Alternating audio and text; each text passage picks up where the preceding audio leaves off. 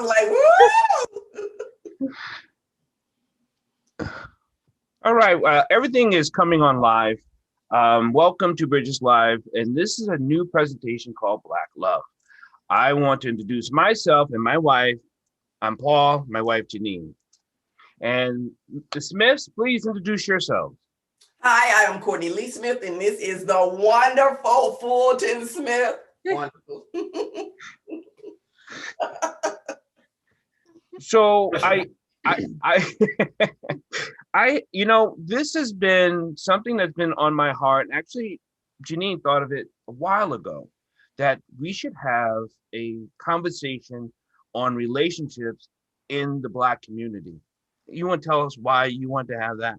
Well, I think because when you talk to a lot of young people, Black people, they'll talk about examples of Black love growing up. A lot of us grew up in single family homes and just don't always know what Black love looks like. And so I just felt like having real conversations about what it takes to really love each other and support each other. What a great conversation to have for others to look at and say, hey, this is us, so to speak, because this is a very challenging marriage, and relationships can be very challenging. And I think that when you can show a healthy side of things, it gives other people inspiration. So that was my thought behind the creating this show. What do you guys think, the Smith family? Well, don't you want to talk first? Go, yes, hallelujah. This is I always speak from my heart. My wife and I always speak from the heart. We don't have no cut card. We brings everything to the table. But I want to say what your wife was talking about Black love. I like to say it in terms of understanding love. I'm saying like the categories Black love, white love, Chinese love, Russian love. I don't look at it that way. I look at understanding love, because no matter what your culture is, Black, white, whatever the circumstance is, you have to have an understanding between two individuals. You have to be able to put it into the work. Whoever individual you married to, white, Black, whatever, that's the way I look at it, because you have to understand each other. You have communication with the Caucasian or Black or Jew. You have communication with everybody. If you don't have the understanding, and we have to get out that term as Black love, white love. Love don't have no color. It's wherever your heart leads you, wherever your spirit leads you, wherever your desire leads you, wherever your determination leads you. That's what counts. So what counts most, because your relationship with an individual is what you put into it. If you go into your relationship is a doubt here and a doubt there, there's going to be an issue. Because when me and my wife got involved, the first word that came out of my mouth, I never let it die. I have to do a lot of adapting. I told her, I have to do a lot of adapting. I didn't went in and say, well, this is the way I'm going to be. This is the way it got to be. And if her way is not where I want to be, or I'm not where she wants, we're not going to work. And I didn't go in that. My wife was discussing this morning.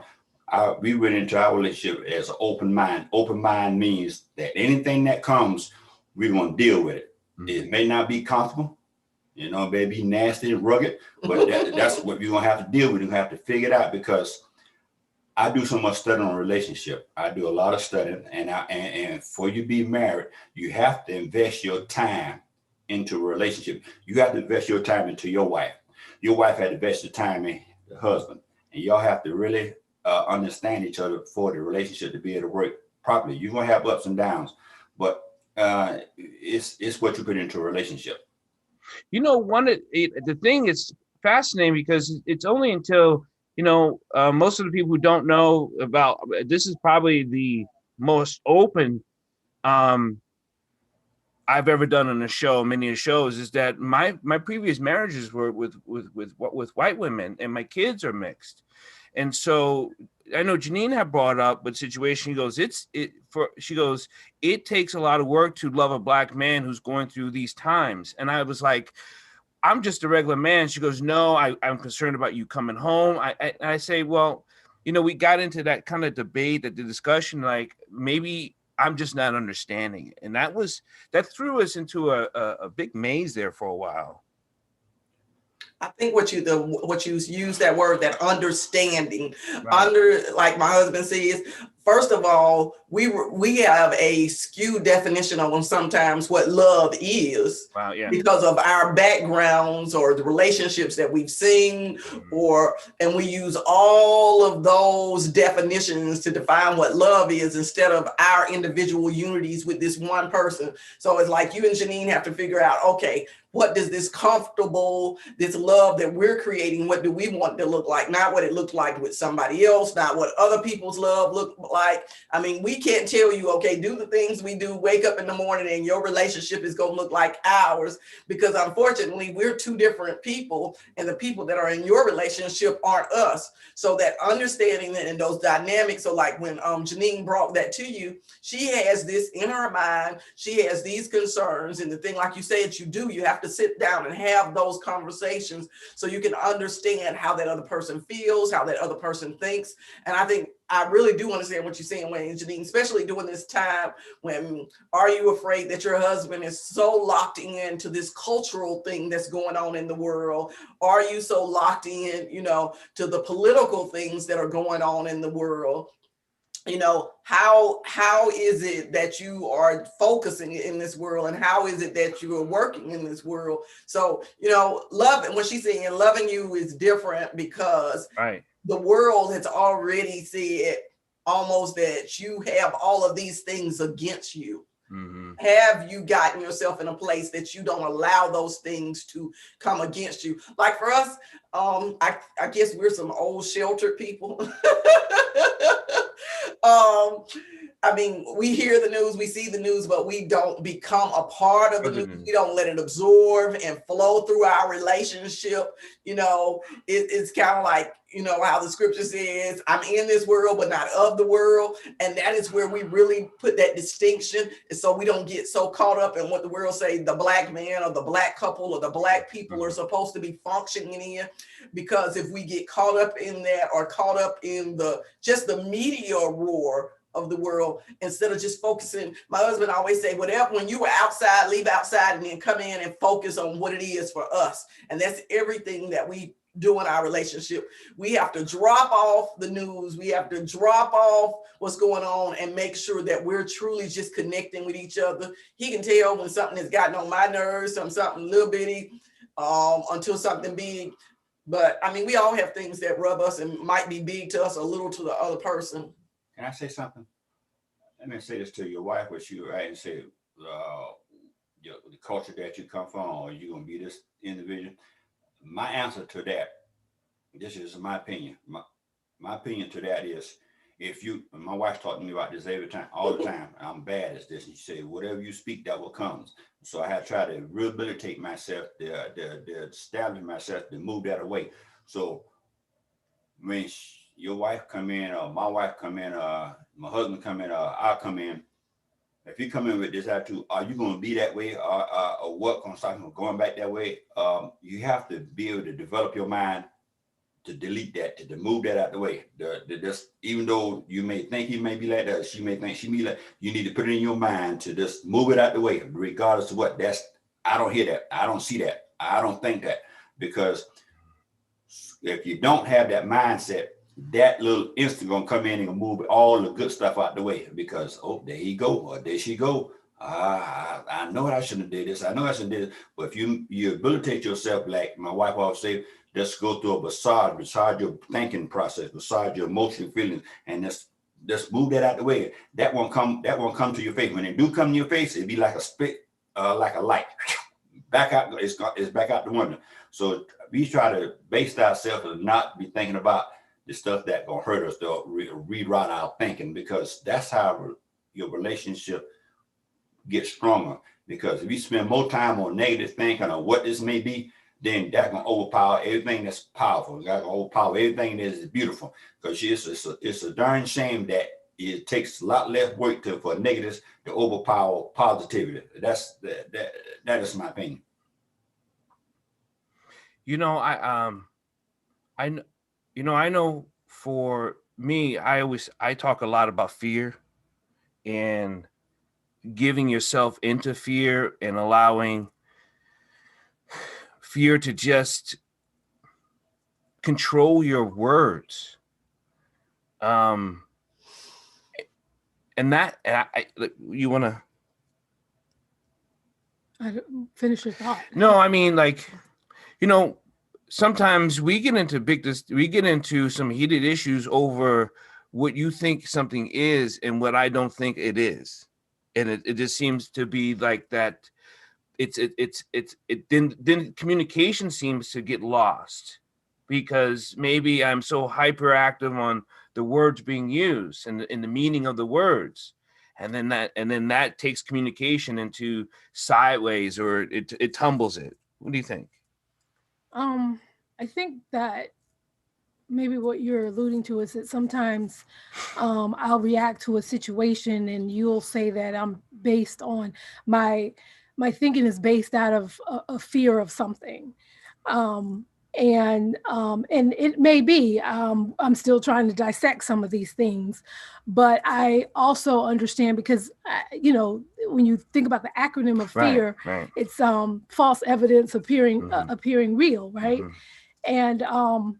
And so there are times when I know that when we're discussing something and I'll have a thought and it's just a thought, but then I will present the thought to you because I'm trying to, tell my truth and communicate. But although I'm asking a question, sometimes I think that Paul takes it as an accusation and I'm not accusing, I'm simply asking a question. And then that's when it turns into a heated debate because now it becomes, oh, you're accusing me. And I'm like, no, it's a question. I was really just asking a question. So I think that it's like you said, really understanding communication. So, I mean, I don't know if Paul has explained our history, but before off air, I did. Oh, so but you could explain to us. People out there in the live land may not know. So we were ninth grade boyfriend and girlfriend, and hadn't spoken or seen each other for years. Reconnected. Well, you're not going to forget the part you broke my heart. He says I broke his heart. It was in the yearbook. I wrote it in the yearbook. He really did. He had an awful Jerry curl, bless his heart. And I was one of those. I didn't think I was shallow at the time, but I probably, I would think so. I guess I was because I broke up with him because of that awful Jerry curl. I was like, I just can't take it anymore. And so, through high school, we saw each other around the hallways or whatever, but just saw each other. But after high school, hadn't seen nor talked to him in years. Reconnected on Facebook a couple of years back, and it just really felt like this instant connection. And so, at this age, we were like, what is there to wait for, to see, or whatever? And we got married. So it's been a little over 18 months of marriage for us, and we are still really getting to know each other. Yeah. So there's a lot of toes that are being stepped on. Yes. And I think one of the other good reasons for creating this show, and we're hoping that we'll be able to invite other couples and, really dive into this thing, is to really not just help ourselves, but help others navigate through this thing called marriage. I think especially when you get married so late in life, or you've been living this single life for so long, and you've had no one that you had to compromise with, no one that you had to remember to check in with. If I decide not to come home from work, I want to go and do something right after work, I have to remember, let me let him know that I'm not coming right home, and so it's things like that we're both getting used to, and as I said, stepping on each other's toes and trying to navigate this thing called marriage. Well, let us go back to the Jerry curl. No, I'm gonna do a rewind back to when we were married for our first 18 months. So we can help people who are in a newer marriage, and like you say, it's the toe stepping on moment. And they say a lot of people don't make it past 4 years is because they don't put in the pain. Yes. They don't put in the pain. They don't step on each other's toes like they need to find out where are the pressure points, where is it that what the things that we need to be discussing. The first 4 years is like, okay, I don't want to say that. I don't want to hurt that person's feelings. I don't want to do this. But you really have to get the conversation out, because that's the only way you learn each other's personalities. You learn what it is. And for us, thank God it helped us, it helped us. And then let me tell you, the best thing to do during your time is to work it out between you all. Between you all. Don't get your family involved. Don't get your friends involved. Don't get other people involved, because the more people you get involved, the more people you got to figure out how to bring out later on. And opinions. Fulton's laughing. Yeah, he's laughing because he know what I'm talking about. He know what I'm talking about. Well, what's funny is I'm giggling because I know what you're talking about. I know what you're talking about, because some people would rather bring in other people for their consensus. Okay, I know exactly what he's talking about, but here's the thing. There are times when I'm trying to have a discussion and I'm being shut down because either I'm not using the words that he wants to hear, or I'm stepping on toes by using the words I'm using. So if he's not my sounding board, as I told him, he's supposed to be my person. Right. And if he can't be my person, then what do I do in that situation? Well, let me tell you, we started off because in the beginning, let's say this, I am probably a very strong personality, because I got used to dealing with law enforcement people. So I was very blunt, very matter of fact. And he'd always say, you don't have to talk to me in this instructor training voice that you have, like you're giving me a lesson. So, it's that place that we do have to realize there is a voice that we have to get with our spouse, that they understand that you're coming to them in a certain way, and you can preface your conversation and say, I'm coming to you as a sounding board. I'm coming to you just to put a bunch of questions out. And sometimes that's how we need to deliver we need to be very specific on what we're bringing, so there is no misunderstanding in the conversation. So like if you're bringing something to Paul and you're saying, hey, I just want to vent, you need to just, you might have to preference the conversation with that. Like I have to do that with my husband now. So it's not something he need to fix. It's somebody he don't need to go talk to him for. It's not something that he has to straighten out. It's just, hey, this is this moment. Like you say, you're my sounding board. I just needed to bounce off you. And if something hits you, let's talk about it. Let's say, am I crazy? Is something going wrong? Or am I justified, in this place that I'm feeling? And you're going to have to find that safe sounding board. And then sometimes realize in the timing that you're coming. Because a lot of times, back then my husband was an on the road truck driver, and on the timing that I was bringing him the conversation, his mind could not take the conversation. He was just trying to wind down off the road. So there are some times that we have to just, okay, let's find the right timing. And y'all are bringing new still. So it is one of those things. Okay, let's find the timing with each other. Let's figure it out. And the more you're with somebody, you can really tune into their timing. Like we have little keys now. I can tell by his breathing. I can tell by the music he's playing.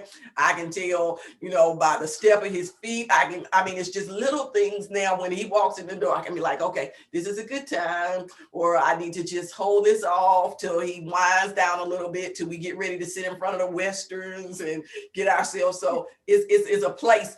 We've created these safe zones of communication within our relationship, so that we're signaling to each other, this is a great time where we're not rushing or getting through something. So it is going to be one of those processes where you just have to grow with each other. Well, hold on. I don't think anyone should have a conversation during Gunsmoke. That is my time. Let me watch Gunsmoke and let it be, because that's when the bad guy gets put down, and I'm good with that. That's why you have pause. That's why you have pause. Because see, that means we know at that moment when we've gotten Gunsmoke, that means we know we've both relaxed. That means we're both in that place.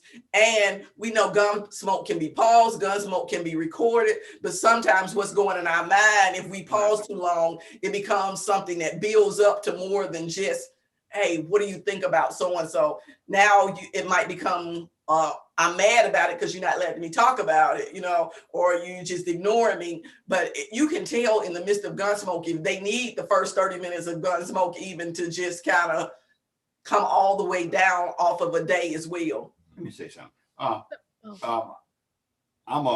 I told my wife, I got to do a lot of adapting, and I'm listening to y'all. I'm getting educated by listening to y'all guys. But I'm a football fanatic. I love myself some football. I love to ride me some motorcycles. I love to go to motorcycle races. But when I met this beautiful woman right here, when I told her I have to do some adapting, all that was in my same circle of adapting. Because when Sunday come, or when Monday night football come on, I don't have no conversation with you. Don't talk to me after the game over. But my point is, study your craft. And see, my wife had met me 15 or 20 years ago, 30 years. I never been on this talking to y'all guys. I don't been talking about no relationship because I'm a man. I know what I'm doing. I got everything under control. I'm the man to bring the money home. I pay the bills. So I didn't got time for this. I got it all under control. And back then, that was a very immature, peanut-headed man that thought he had it all together. So as I develop in my relationship, because if you want to understand a woman, especially a woman now, a woman is hard to figure out, and a woman is very emotional. A woman I tell people all the time, a woman think about 7 times faster than a man. A woman think for the future, way down the future. Us men, knuckleheads like me and you, we think for right now. We think what we can get into right now, what we can accomplish right now. And after 2 days gone, that don't matter because we only think about right now. That's why it's so, a woman is so complicated. So I had to figure out who I'm married to. What I need to do to get the understanding of who I'm married to? How can I understand a real relationship? I ain't not talking about a relationship that I love you. I go out and buy you material stuff. I put my arms around you. I'm in love with you. I walking around holding my hands. To relationship is a lot more than that. So you have to study your craft like you're in school. If you want to graduate, you got to study your subject. If you don't study your subject, you're gonna stay in the 9th grade for 20 years. So now I'm into studying about relationship. I'm always tell you all the time, I'm always on the computer. I'm studying. And I'm beginning to learn now. If you figure out your issues ahead of time, or you figure out what brought the issues on, if you just take time to stop doing what you're doing, no matter what it is, nothing is more important than your wife. Nothing is more important than your husband. You stop doing what you're doing and put it to the side. You can't put it on pause. If you can't wait till you get back, it's not meant for you. So your wife and your husband is very important. Stop it. Stop whatever you're doing. It don't matter. If you're at work, if your wife calls you, say, I need to talk to you, and you tell your job. My wife called me, I go talk to her. I know it's hard to do. It's hard. I know you ain't want to do that because you got to make that money. And then your wife do the same thing. But when your wife take time to call you and say, babe, I need to talk to you. When she calls you and say, I need to talk to you, she got to kind of strike on her voice. You need to stop doing what you're doing and go find out what she wants. Vice versa with the husband, because that's how you develop a good understanding. Then when you develop a good understanding, then friendship come in there, because that's how you must get the love. We have a problem because we want to love first, but you get the understanding, then you get the friendship, then the love comes. Because once you get the understanding out of the way, and then you get the friendship out of the way, then you have no problem with love. Because I tell my wife all the time, love got an attitude problem. Y'all get upset with each other. You want to go in your own room, or you want to get in your car and go down the road, or you want to go for a walk, or you want to go into your little shut up party. That's love for you. But understanding and friendship, they're gonna stick around because they understand everything that's going on with you. Because you get to understand with your wife, and you understand with your husband, and when your husband come in, you understand what's going on with him. You understand, you know what button not to push. You sit him down to the side, you hold his hand, say, baby, you got to talk about it. Oh, babe, I'm all right now. We got to talk about this, because if you don't talk about this right now, tomorrow at the same time, something's gonna be added to the list, and you're gonna have so many other things to conquer. Now, but this One day, one moment, one conversation. Yes, good. I learned this from this beautiful lady here. I learned it from her. I tell everybody I learned it from my wife because I ain't know nothing about no relationship. I'll raise up watching my daddy come home, bring the money and put it on in a croaker sack and put it on the table and tell my mom, say, get what you need out of that and give me the rest. That's all I realized. That's all I remember about my daddy. And that's what I brought into my relationship. Working hard, paying all the bills, I'm the man in the house. So I decided, no, that's not working. That's not working. I need to be more of a real, mature man, not a demanding man. No, I want to be a mature husband. I want to be a mature friendship. I want to be a mature partner. So that's what I had to do. So when you do all that, you got to put all your egos to the side, especially a man. I'm talking to me and you now, especially a man. You got air on that chest. It's certain things that a man is not going to do. I don't care how you come to me, certain things, but you got to swallow that. You got to push that out of the way because you'll never have a strong relationship with your wife if you don't put all that man pride to the side. I'm telling you that for a fact because that's how we've been involved so long. If I don't get involved in my wife, I didn't get involved in my wife because she looked good. Now she's a very nice looking woman, but that part of me was blinded. My dad always told me, and my mom told me, said, you want to make your relationship last longer, fall in love with the person's mind and the person's heart. That's my opinion. Do you guys, what do you think about nonverbal cues? Because Paul and I get in a discussion a lot of times where his words say one thing, but his body language says another. And he goes, well, that doesn't mean anything. And so what do you feel about nonverbal cues? Well, I actually think verbal language is a lot louder than what you say. I do. Because your body language expresses your emotions at that time. And it might not be what you mean to come off, and it might be just in a space that you're in, but it says either I'm not really paying attention to you, or this is something I don't want to talk about. And your body language gives off all of those things. Like a lot of times my husband's having a conversation with me and he know I'm not listening because I'm in the middle of something, and I'll have to say, hold that conversation, because if you want me really listening to you, I got to stop doing what I'm doing, but he also knows that if I stop at that moment, I'll forget where I am. I have focus problems, so I have to finish what I'm doing. And I'm very, like, hey, don't just come in the office or come when I'm in the middle of something and want my full attention, because my attention was already on something. So we have these cues to make sure that this is a good time to start just talking, because you'll get offended and your feelings will get hurt because that person is not giving you that attention that you need for that conversation. So I do believe 100% that your verbal, what you give off, a lot of people is not what you say, it's how you said it. And the how you said it does come off in a different way, because I can say, oh, that looks nice, or I can say, oh, that looked nice, or, so it's all of the things that come with it that makes it more powerful, more believable, more palatable. And we don't think about those things. The thing is, we spend so much time talking about communication in our community, but we don't understand communication is about listening. Communication is about body language. Communication is about our actions after what we said. Did we do something? Did it resolve something? Did it turn something? We have to understand, and that's the conversations that me and Fulton have a lot of time. Okay, now was the real, we'll have a conversation and then we'll come back and say, what was the root of that conversation we just had, so we can make sure there was some resolution. We don't want to just be having conversations. We want to make sure it was resolution. And then we say, and then most importantly, the word my husband keep using today is understand. We want to make sure we both understood each other's sides. So like if you all having that conversation and your body language or the attitude that came off, sometimes you might need to say, hey, well, let's just talk about this later, or can you come back to me later when you're able to give me a little bit more attention, instead of sometimes we want to keep pushing that conversation. We want to keep pushing that conversation, because I know it's times, my husband will call me on the phone or I'll call him on the phone, and if he's in the middle of working on somebody's car, this is not a good time, especially if the car is already giving him a bad time. And then I'm trying to ask 50 million questions, and then I'm irritated by the answer he give me. And he's just giving me an answer, so I'll get off the phone so he can get back to what it is he's doing. You know, I don't see his body language, but I know his voice so well that I know he's saying, get off the phone so I can get back to work. You know, it's just, so it's those things. Both and Courtney, I mean, for me, and I think, I don't know if this has, it adds a nuance to it, but the way my brain works is that words are important. Of the words you use have a true meaning to them. I am not similar like, I am not kind of like.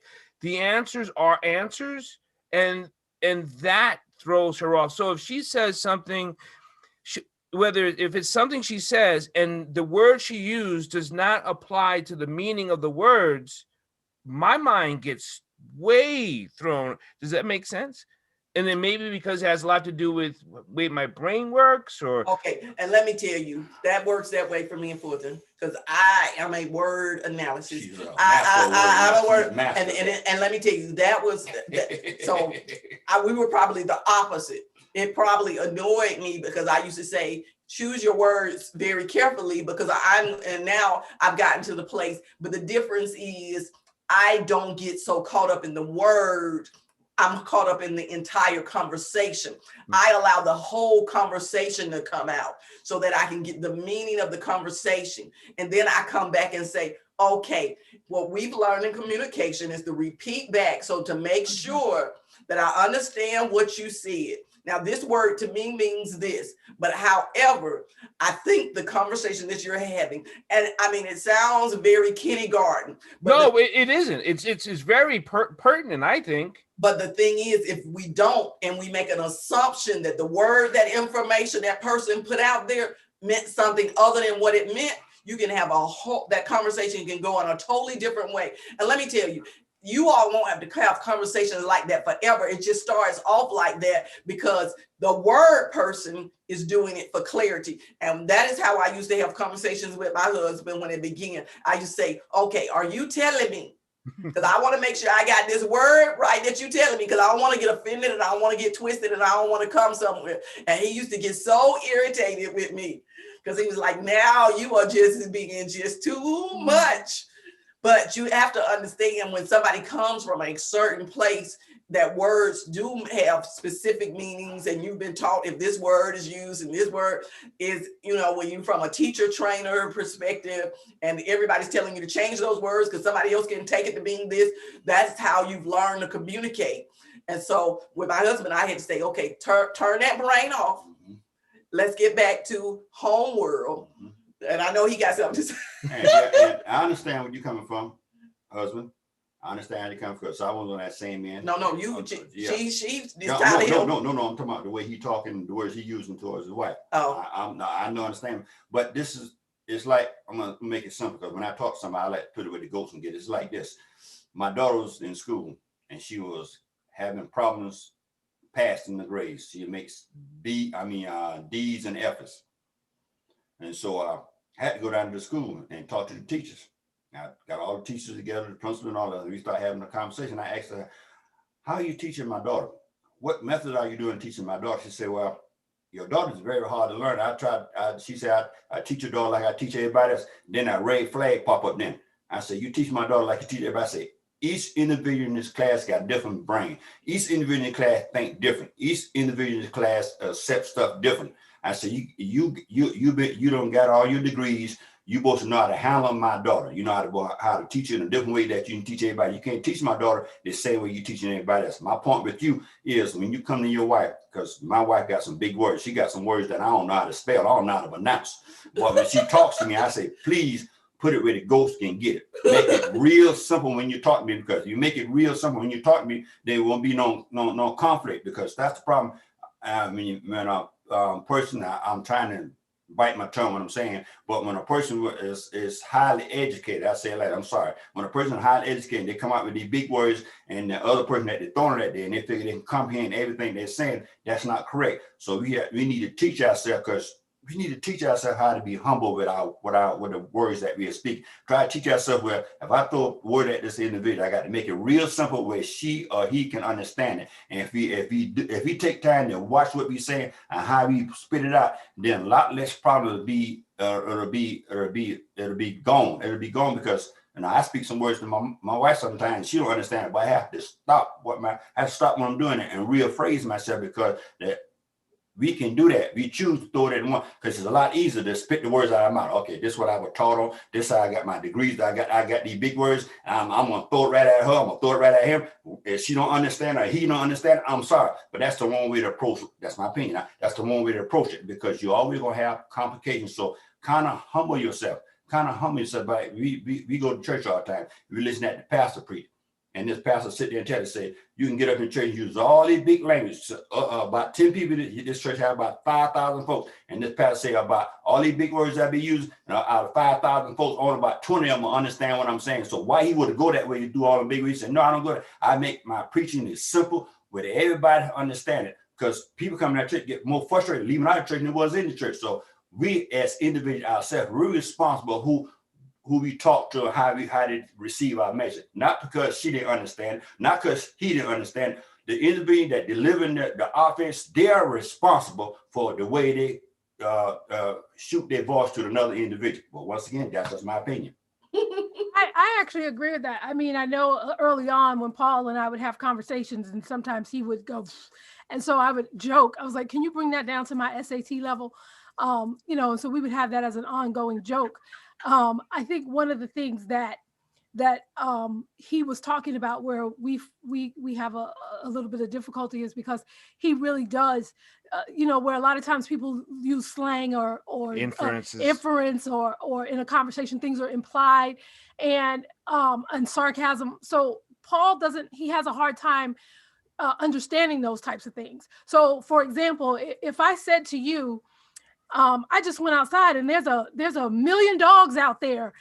We know that there's not literally a million dogs out there. We're just thinking there's a lot of dogs out there. But in his mind, he's going to sit there and think, how is there a million dogs out there? So I'm finding myself having to, when we're having conversation, I have to really choose my words very carefully so that the conversation doesn't end up getting sidelined, because now I have to go back and explain what I meant by using this particular word.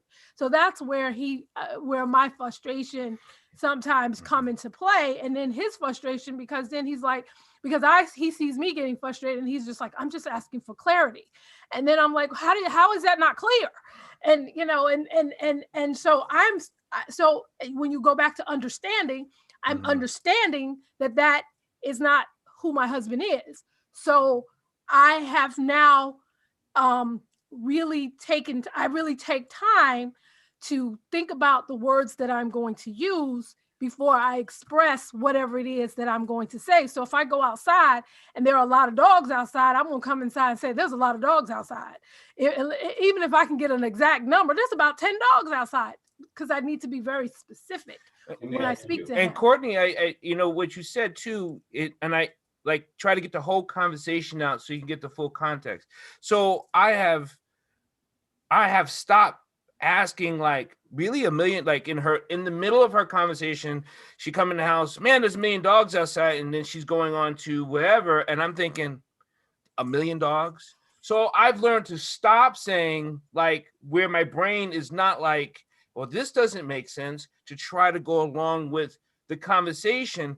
But then when I go back and I'm like, but you said, and she's like, I don't know what you're talking about. I'm like, you said, because my mind, because I can do things in verbatim. And I said, well, you said this, and this. She goes, well, that's not what I meant. And then it goes, now we don't even know what we're talking about anymore. And now it's either emotional or it's a feeling. So it's yeah. Let me say it to you. Y'all, I don't know if y'all watched that movie, Daddy's Little Girls. You remember that movie? I remember that movie. All right, let's go to that movie. Now, he was involved with trying to date this, what her name? A lawyer, Gabriel. Gabriel was the rich lady. She was the high class lady. He was old, kind of like me. Yeah. And so Figurative. and so he couldn't compare his situation. I mean, all her girlfriend was trying to get her away from him. Because he don't meet up to her standards. But she a big time lawyer. He was a little grease monkey like me, and say, and when he went out to date, he said, would you like to go into my hood to understand where I come from? Right. And see, that's what we have to do as individual, because you and your wife came from a different atmosphere. So what you have to do, you have to open your house door and just step out. Don't go to your left, because that's where you come from, to the left. You need to step out and don't go to the right with her and sit and just meditate with her.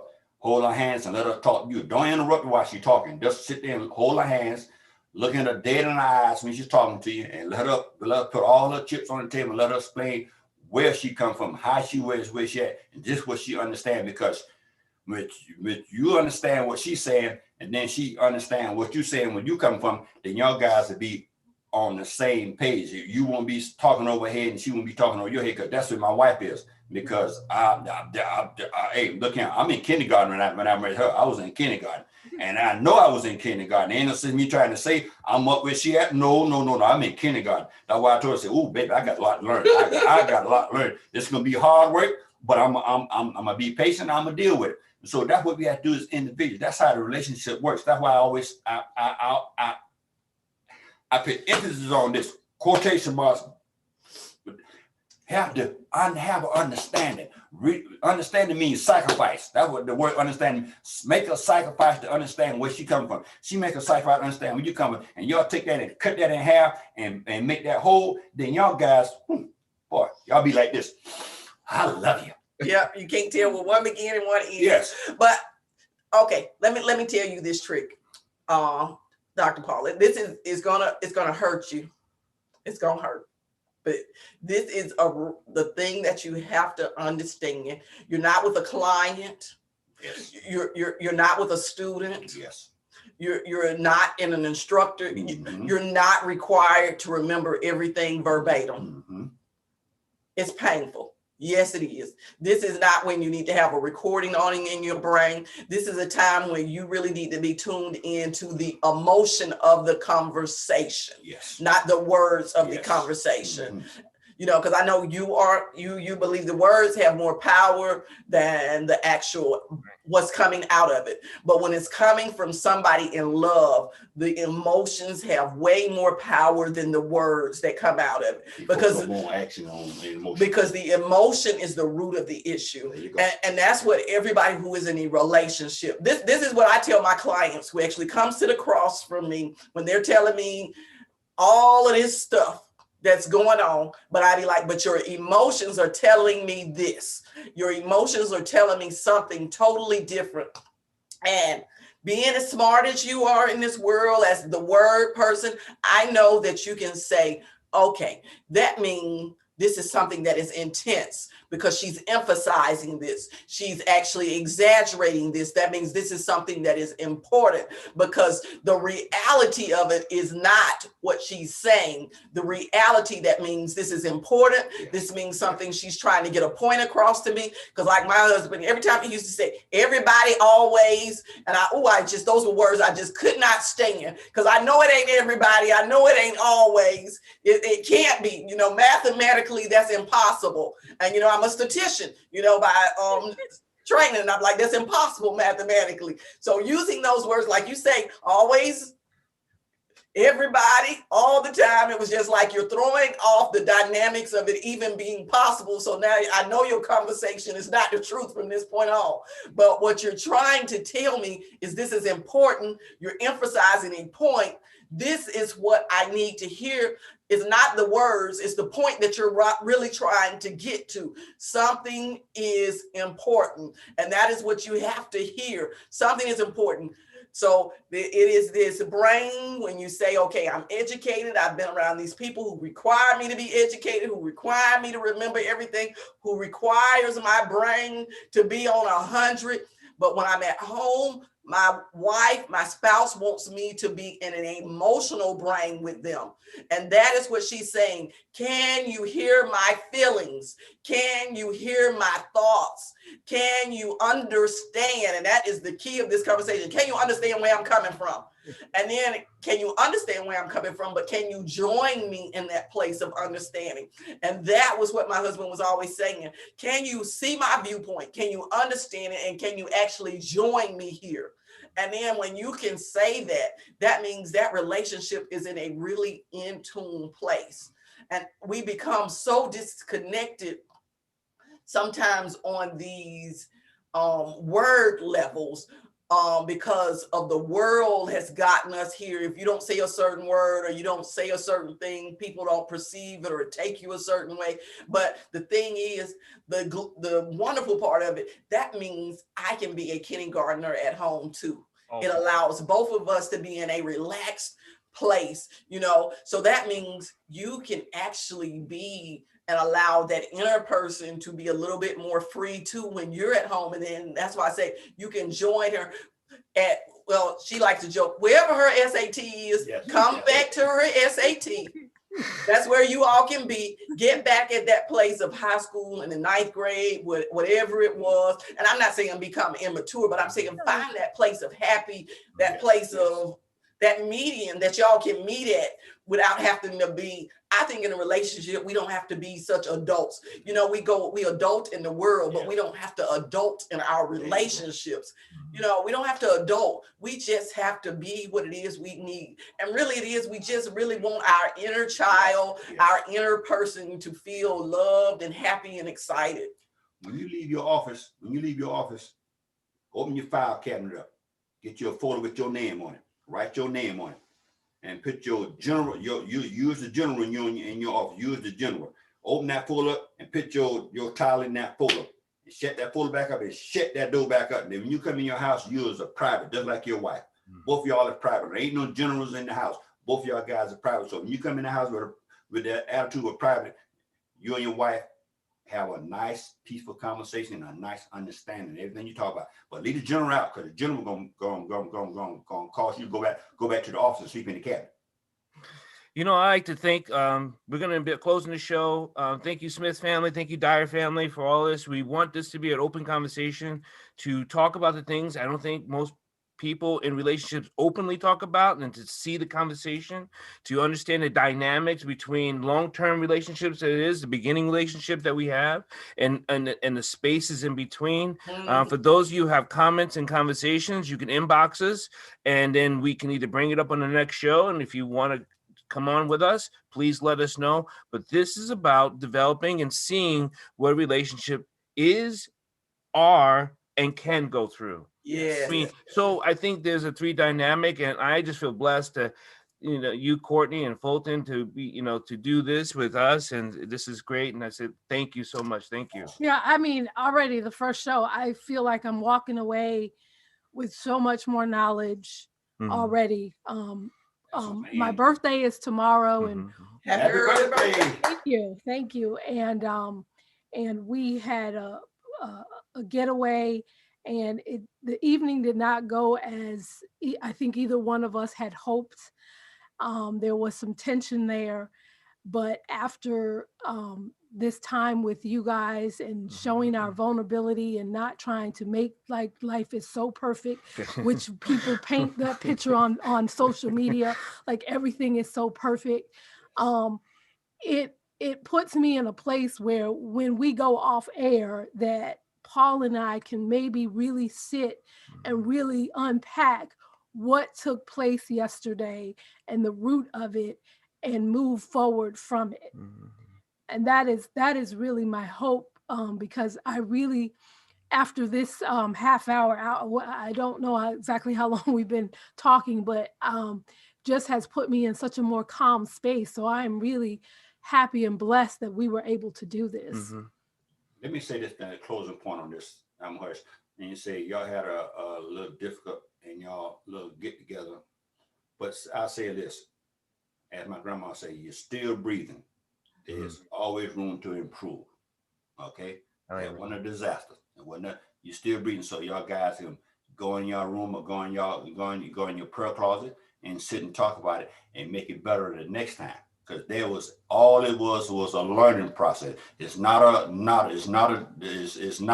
something negative. Because if you didn't get to that little snag in your relationship, you think you got it going on. You get contempt. I don't say it first, but you get too relaxed with each other. So it's always good to have that pile out on that stove raise up a little bit where you can get burnt, because y'all guys don't get burnt. You think you got it under control. No individual got it under control. So every once in a while, you put that little arm down that fireplace and get burnt. Ouch!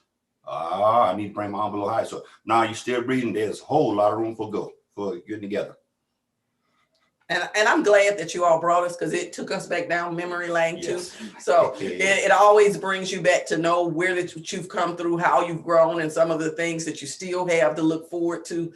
But I believe, for people who say their relationships just start off perfect, some people, they dated for long enough to, do that fine tuning. They went through all those things through a dating phase, for people who say they dated 5-10 years, so a lot of those edges might have been cut off before the I do time frame. But I do, like, for us, we married 45 days after meeting. We knew we didn't even meet each other in high school, have all that pre-preference, so I mean, literally we married strangers 45 days later, and we were in that place, like you all said, we old enough to know what it takes to make it work, and putting in the work that it takes, changing ourselves. So both of you all are going to have to do some compromising, some changing, some blending, because that's what it takes to become one.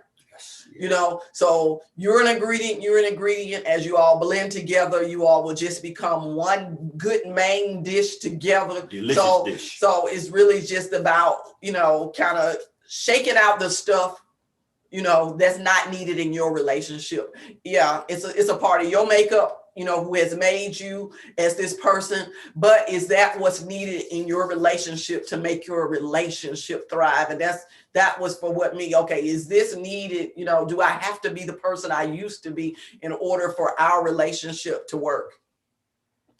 Thank you so much. Thank you, everyone, for listening to Black Love, presented by Bridges Live. And we'll be back here in the next couple of weeks. We're going to be doing this twice a month if we get together, unless time commits itself, but twice a month. And then we come back to this and have an open conversation about relationships and where it can go, where it could be, and what we need to do. Thank you so much. Oh, thank you.